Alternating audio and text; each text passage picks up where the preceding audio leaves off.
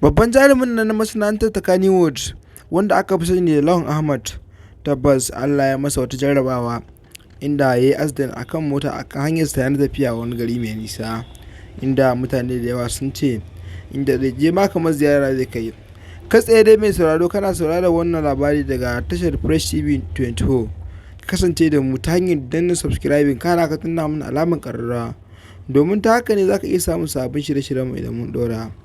Tabbas wannan babban jarumi da Allah ya mai haɗari, mutane da dama suna da jita ya mutu, wasu kuma suna da cewa tabbas Lawan Ahmad bai mutu ba. Har yanzu dai ku biyo mu har zuwa ƙarshen wannan bidiyo domin jin gaskiyar al'amari, domin sabon rahotanni cikin wannan bidiyo, domin jin yadda ta kaya. Lawan Ahmad Allah mai rasuwa ne ko kuma yana nan? Za mu samu kaɗan daga cikin wannan bidiyo inda yake tattaunawa da mutane. Tabbas Lawan Ahmad bai mutu ba. Lawan Ahmad ya bayyana cewa tabbas jita-jita da ake a kansa ya mutu, Allah to ya bashi da ransa, inda yake cewa Allah subhanahu wata'ala bai ɗauki rayuwarsa ba, inda har yake cewa ma Allah subhanahu wata'ala shi mai jin bawansa ne a kodayaushe, inda yake cewa inda a ce lokacinsa ya yi ba ma mutane sun faɗa ba. Ko da jin wannan maganganu da Lawan Ahmad ya yi, mutane suka fara cewa tabbas Lawan Ahmad wannan accident da ya samu ya ɗauki a matsayin jarabawa. To amma ta wani ɓangaren mutane da dama sun yi yunƙurin cewa Lawan Ahmad ya mutu, inda suka fara sa hotonsa rest in peace, wanda suka fara spelling da RIP, inda Lawan Ahmad wannan abubuwa da yake gani tabbas sun yi matuƙar ta mai da hankali. To amma ta wani ɓangaren Lawan Ahmad abin da yake ta mai da hankali, ganin al'umma ya haɗa da suke yi domin samun wani abu, inda yake gani don wani abu ya gifta a masana'antar ta kannywood, wani wanda ɗaya daga cikin su da ya samu accident sai a dinga yaɗa jita-jita ya mutu.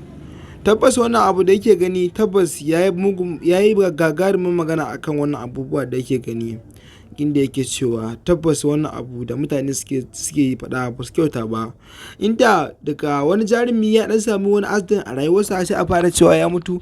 To kenan Allah mutum yake mutu, inda yake cewa to Allah subhanahu wata'ala baya son masu irin wannan ɗabi'ar. Kuma daman kusan Lawan Ahmad jarumi ne shi wajen faɗar Allah, ko da a cikin fim ɗin nahi wato is da so. Ku kun san Lawan Ahmad tabbas darakta ne mai yawan faɗar Allah subhanahu wata'ala cikin fim ɗinsa. To don haka balle ya samu arzikin mutane suna ɗaga mai da ya mutu, tabbas kun san babu abin da zai hana shi magana akan wannan abubuwa. Kai tsaye dai mai sauraro, kana jin wannan labari daga wani tata mai albarka mai suna Fresh TV 24. Kasance da mu ta hanyar danna subscribing, kana ka danna alamar ƙararrawa, domin ta haka ne za ka iya samun sabbin shirye-shiryen idan mun ɗora.